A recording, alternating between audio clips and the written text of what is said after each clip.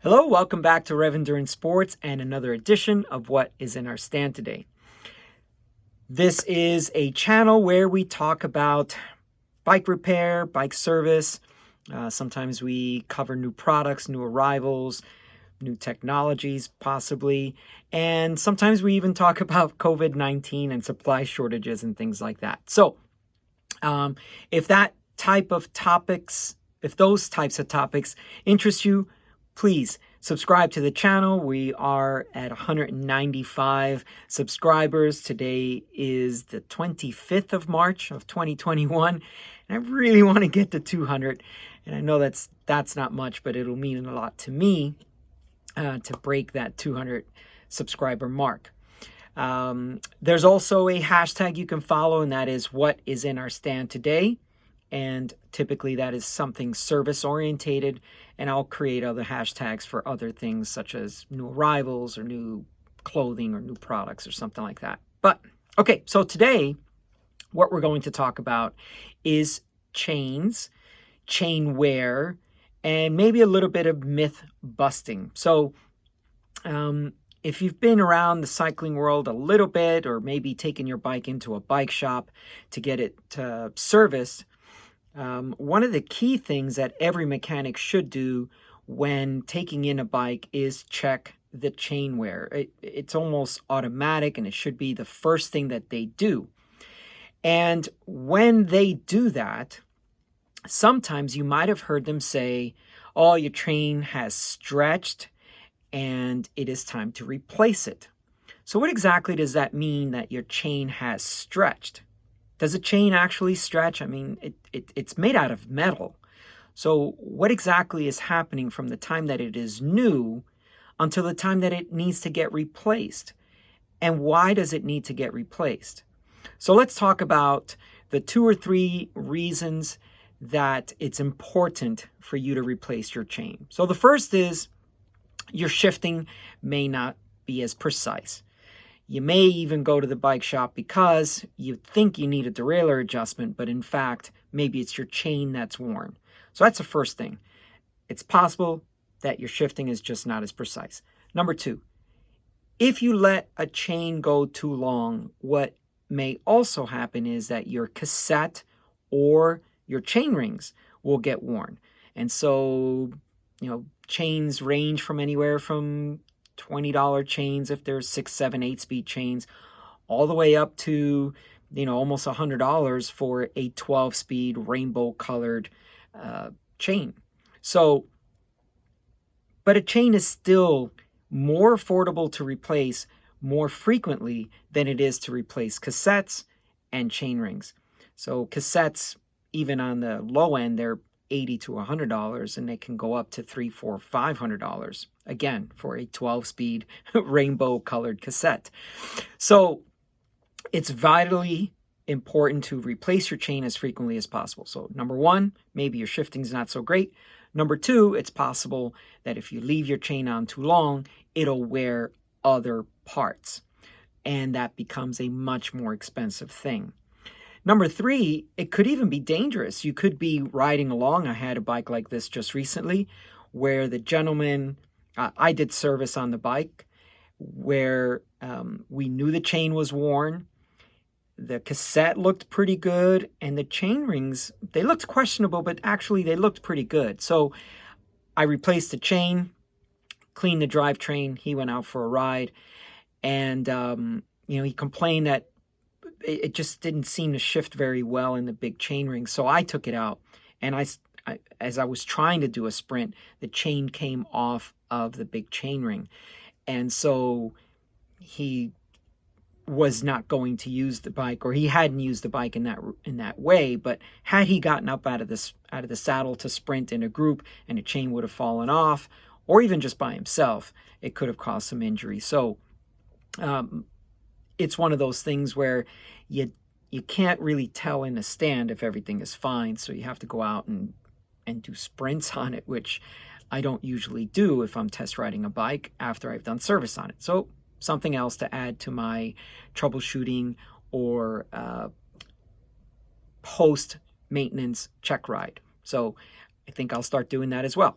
Okay, So let's talk about the few ways that you can measure your chain. So there are tools required to make it more precise, because it's hard to see chain wear with the naked eye. And then let's talk about what is this chain stretching thing? Because actually what's happening is the chain is wearing. It's not that it's stretching. All right, so excuse the rough transition. We're going to go over to the workbench. And after the workbench, we're going to go over to a bike that I have in a stand so that we have a real life example of using the measuring tools and what is a worn chain, what it looks like on a bike. Okay, so excuse the rough transition, but here we go. So the first thing we're going to talk about is the tools. Now, there are several tools out there. Every good tool company will probably bicycle tool company will probably make an example of one.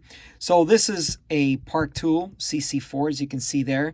And this uses these two prongs to put in first into the chain, and then you put in this last prong, and then it tells you here what is worn and what isn't worn, and it gives you an actual scale. So, and there's a little notch on here that's probably hard to see, but there is one. Okay. This is the most common one you'll see in most bike shops, and basically it says that if your chain is between 0.25 and 0.5 on this gauge here, then you're fine, and you should replace the chain at 0.75 and above.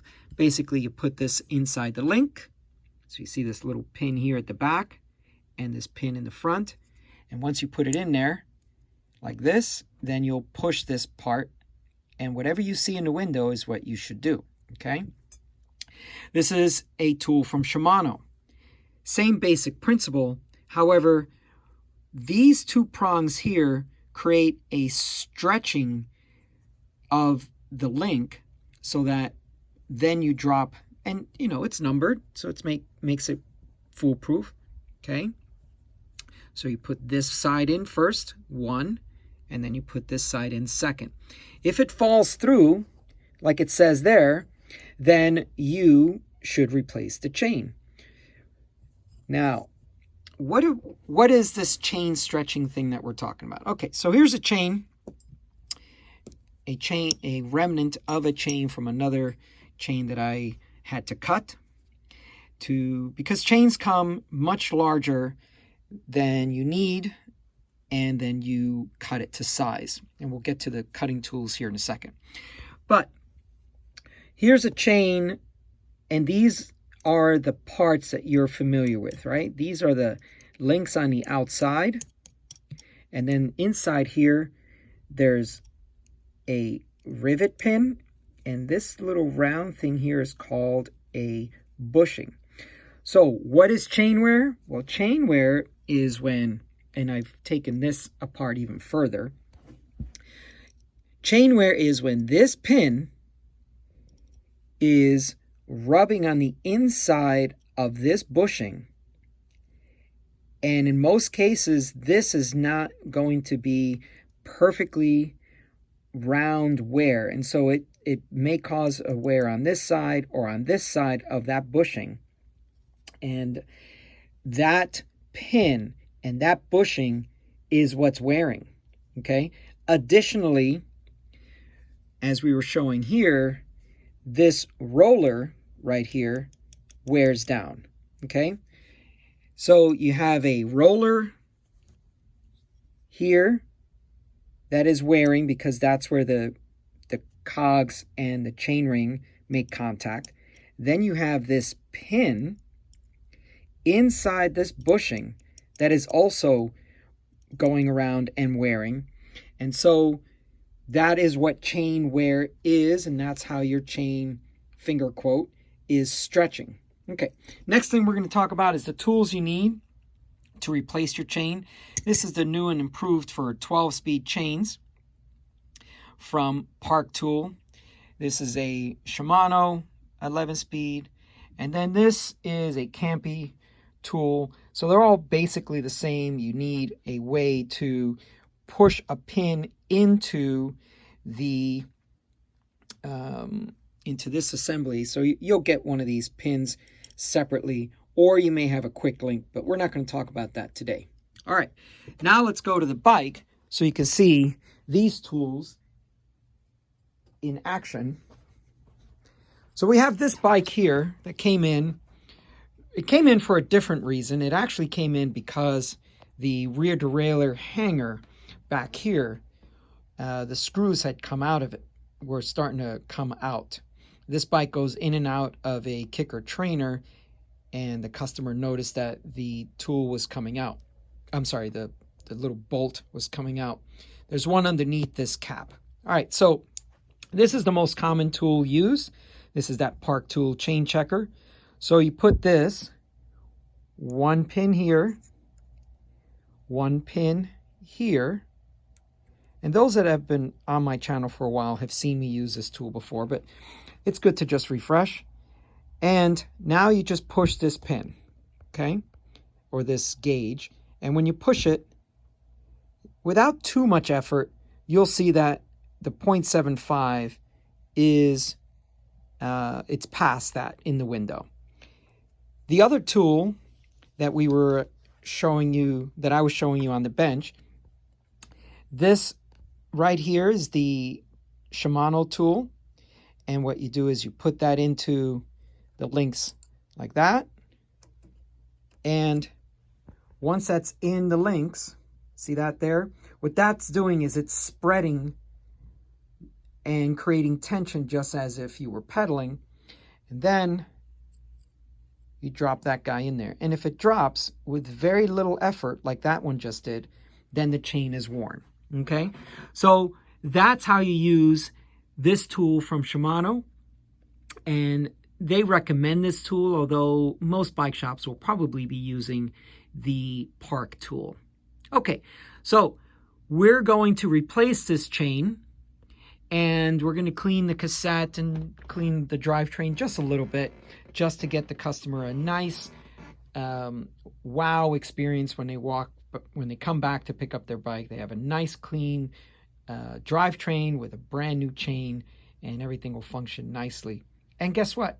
I'll take this out and do some sprints on it as well. Okay, so that was a short video on the chain anatomy, bushings and pins and links. We also talked about what chain wear really is, and that it is not chain stretch, but it's a common term, and the tools required to cut a chain to size, and the tools required to measure your chain. All right, so if you found this information valuable, if you found it useful, informative, please leave a comment below. Please say thank you.